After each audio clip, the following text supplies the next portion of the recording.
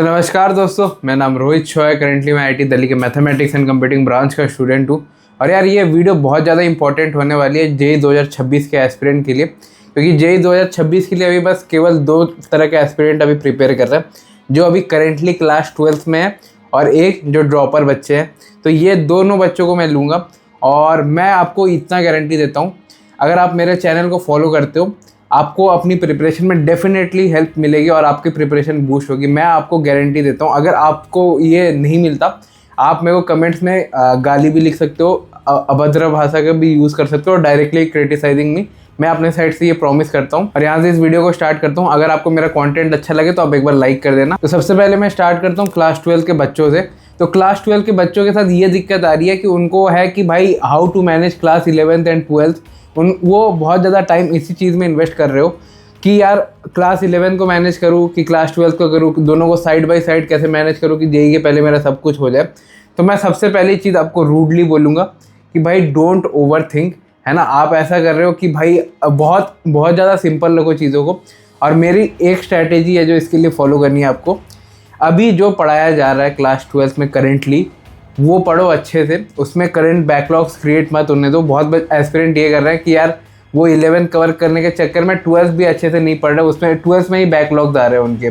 3 lecture उनको batch में मिलते हैं, वो 2 ही लेक्चर कर रहे हैं। तो भाई ये मत करो चीज़। करंट जितना चीज़ें पढ़ाया जा रहा है, लाइक 3 लेक्चर आज के दिन में दिए गए तो 3 लेक्चर करो, है ना। तो डोंट ओवर थिंक कि भाई 11 भी करना है 12 भी करना है। जो अभी करंट चीज़ है उस पर फोकस करो। अब आते यार ड्रॉपर बच्चों पे।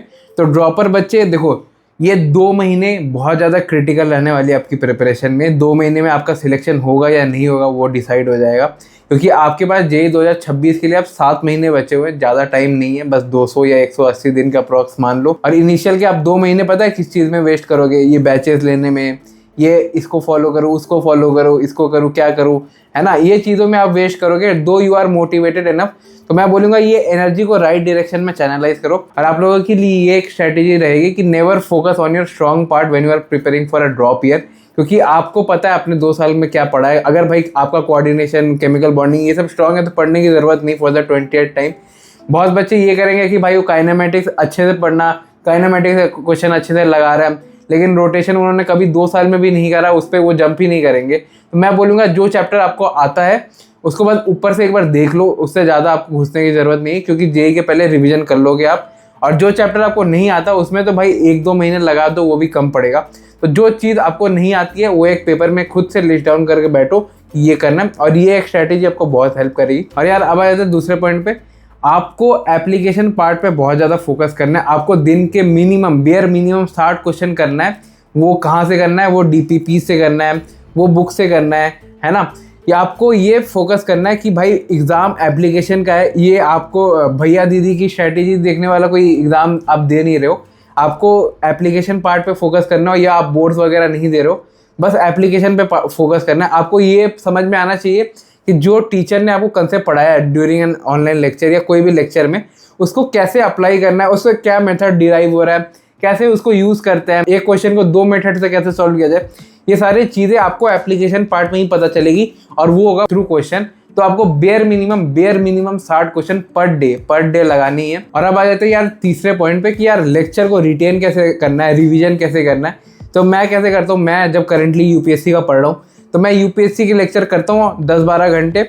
उसके बाद रिटेंशन और रिवीजन के लिए मैं यूपीएससी प्रीलिम्स के क्वेश्चन कर लेता हूँ। और मैं आपको सेम टेक्निक आपको यूज़ करने बोलूँगा। मतलब जो भी आपने सीखा है उसको आप, जैसे मॉक टेस्ट हो गया, चैप्टर वाइज मॉक्स हो गया, टॉपिक वाइज मॉक होता है ऐप में, वो सारे दे के आप ट्राई करो कि आपने जो सीखा है उसको अप्लाई करो। अदरवाइज मतलब ऐसा नहीं होगा कि बहुत बच्चों को मैंने ये देखा है कि भाई वो बनाते हैं नोट्स, बहुत नोट्स बनाते हैं और उस नोट्स को रिवाइज करते हैं और सोचते हैं कि यार इससे मेरा रिवीजन हो गया, लेकिन फिर भी उन बच्चों से क्वेश्चन नहीं बनते। तो मैं बोलूँगा यार अगर आपसे क्वेश्चन नहीं बनते तो आप क्वेश्चन सॉल्विंग पे ज़्यादा ध्यान दो। ये क्लास 10th या क्लास 8 का वो नहीं है कि भाई बस रीड किए जा रहा हूँ स्टोरी बुक की तरह, इससे कभी भी आपका जेईई क्लियर नहीं होगा। और ये बात मैं आपको डायरेक्टली बता रहा हूँ। अब आते हैं यार नेक्स्ट पॉइंट पे कि यार बुक्स, रिसोर्सेज, मटेरियल क्या क्या फॉलो करना है, बैचेस कौन कौन से फॉलो करने हैं। तो सबसे पहली चीज़ आ जाता है बुक्स पे। बुक्स में आपको सेनगेज फॉलो करनी है। मैंने खुद जेईई में सेनगेज फॉलो करी थी, इसलिए मैं आपको बता रहा हूँ। बीएम शर्मा, जी तेवानी, और केमिस्ट्री के लिए भी आप सेनगेज वगैरह फॉलो करो। क्यों आपको मैं बताता हूँ, क्योंकि सेनगेज में ना स्टेप वाइज मतलब वो प्रोग्रेस कर रहा है। लाइक ऐसा है कि जब स्टार्टिंग का आप इलस्ट्रेशन देखोगे ना तो बेसिक जेई मेंस के पीवाईक्यू जैसा है, उसके बाद धीरे धीरे वो एडवांस पे जाता है। बाकी दूसरे और रेफरेंस का आप देखोगे कि डायरेक्ट भाई उसमें बस लेवल 1 लेवल 2 लेवल 3 करके क्वेश्चन दिए हुए हैं, जो कि ज़्यादा इम्पैक्टफुल नहीं होता। सेनगेज फॉलो करो, ये बात मेरी फॉलो करना। और आ जाते हैं यार रिसोर्सेज और बैच में। मेरे को लगता है बहुत बच्चों को बैचेस में कन्फ्यूजन है, बट मैं फिर भी आपको क्लियर कर देना चाहता हूँ। बैचेस का बहुत मिनिमल रोल रहता है आपकी सिलेक्शन में, तो आप कोई सा भी बैच फॉलो करो, मार्केट में भी जितनी सारी है, और उसको रिलीजियसली फॉलो करना। मतलब जो फॉलो करो एक ही चीज़ में स्टिक रहो। ऐसा नहीं करना कि यार बीच बैच में उठा और यूट्यूब से पढ़ने लग गया। अरे यार मेरे साथ भी होता था, जब मैं बैचेस में पढ़ता था ऑनलाइन, है ना, तो मेरा भी मन करता था बैचेस छोड़ के यूट्यूब में अच्छे से पढ़ लूँ, क्योंकि यूट्यूब का टीचर का एक्सप्लेनेशन मेरे को ज़्यादा अच्छे से समझ में आता था। तो आपको ये चीज़ बिल्कुल भी अवॉइड करनी है अनटिल अनलेस आपको लाइक अगर आप किसी चीज़ से कर रहे हो तो एक ही चीज़ फॉलो करो। टीचर अगर आपको अच्छा नहीं लगता तो उस कंप्लीट चैप्टर या कंप्लीट क्लास के लिए मतलब हटा दो। जैसे क्लास 11 का कोई टीचर आपको पसंद नहीं आया, जैसे ड्रॉपर बच्चों में प्रयास वाले बच्चों को एमएसटी सर उतने पसंद नहीं है, तो अभी से आप टीचर चेंज कर दो। बट ऐसा मत करना कि यार 6 चैप्टर इस टीचर से पढ़ा, 6 चैप्टर उस टीचर से पढ़ा। उससे आपके दिमाग में कभी कुछ घुसेगा नहीं और फ्लो मेंटेन करने में भी दिक्कत होती है। इसलिए मैं आपको ये चीज़ें बता रहा हूँ, क्योंकि मैंने ये चीज़ें पर्सनली ऑनलाइन बैचेस में, ऑनलाइन एजुकेशन में एक्सपीरियंस करी हुई है। अब ऐसे यार नेक्स्ट पॉइंट पे बहुत सारे बच्चे पूछेंगे कितने लेक्चर उनको लेने हैं एक दिन में, ताकि उनका सिलेबस अच्छे से कंप्लीट हो, टाइम पे कंप्लीट हो और बैकलॉग्स वगैरह टाइम पे खत्म हो जाए। तो आपको एक दिन में बेयर मिनिमम 5 से 6 लेक्चर करने हैं। बेयर मिनिमम मतलब मैं मिनिमम लगा रहा हूँ कि आप 6 लेक्चर आपको मिनिमम करना ही है। 8 लेक्चर करो तो ज़्यादा सही होता है ना। 6 मिनिमम इतना तो टारगेट करके चलना, चाहे आपका स्कूल है, चाहे आपका कोचिंग है, चाहे आप डमी हो, चाहे आप ड्रॉपर हो, आपको 5 से 6 लेक्चर बेयर मिनिमम लेना है। इससे क्या होगा मैं आपको बताता हूँ। देखो 3 लेक्चर तो आपके करंट मतलब जो जिस दिन टीचर पढ़ा रहा है उस दिन तो आपको 3 लेक्चर मिलेगा, फिजिक्स केमिस्ट्री मैथ्स का। ये 3 लेक्चर हो गया, और 3 लेक्चर आपको एडिशनली करना है ताकि आप रैंक बीट कर सको, है ना, आप रैंक ला सको एक्चुअली में। और मैं जेई में 6 लेक्चर्स करता था पर डे, नॉर्मल अगर शेड्यूल रहा। और मेरे एग्जाम्स के पहले मैं मतलब लगभग 8 लेक्चर के अराउंड जाता था।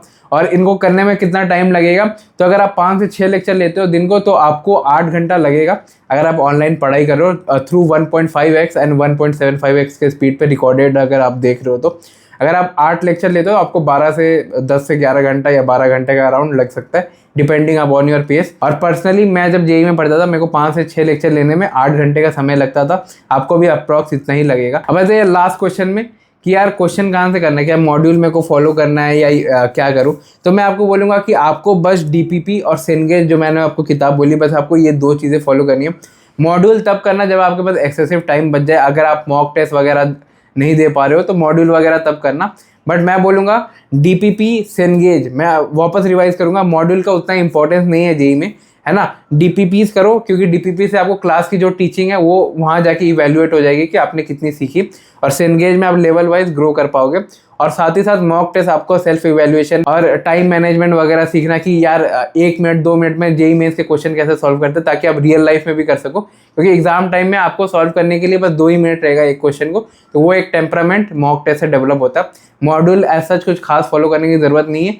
अगर एक्स्ट्रा टाइम बचे तभी मॉड्यूल्स के लिए जाना। कौन सी मॉड्यूल बेस्ट है ये क्वेश्चन आपका रहेगा। मैं बोलूँगा सारी मॉड्यूल्स बेस्ट है, जो आपको अच्छा लगे, कन्वीनियंट लगे। पर्सनली जो मॉड्यूल्स में रैंकर्स वाला सेक्शन होता है या जो हार्ड वाला सेक्शन लेवल 3 वाला जो सेक्शन रहता है वो मैं करता था जेई एडवांस के पहले, जिससे मेरा बहुत ज़्यादा हेल्प हुआ। उसके पहले मैंने कभी भी मॉड्यूल्स वगैरह नहीं करे, है ना। ये मैं आपको पर्सनल टिप दे रहा हूँ जो मैंने खुद फॉलो करी थी। मिलता हूँ किसी और वीडियो में। अगर आपको ये वीडियो पसंद आता है तो लाइक करना, कोई भी आपके डाउट्स रह जाते हैं तो कमेंट करना, मैं हर एक कमेंट का रिप्लाई दूंगा, मैं आपसे वादा करता हूँ। और इस चैनल को जरूर से फॉलो करना, मैं गारंटी देता हूँ अगर आप इस चैनल को फॉलो करते हो तो आपका प्रिपरेशन जरूर से बूस्ट होगा। बाय।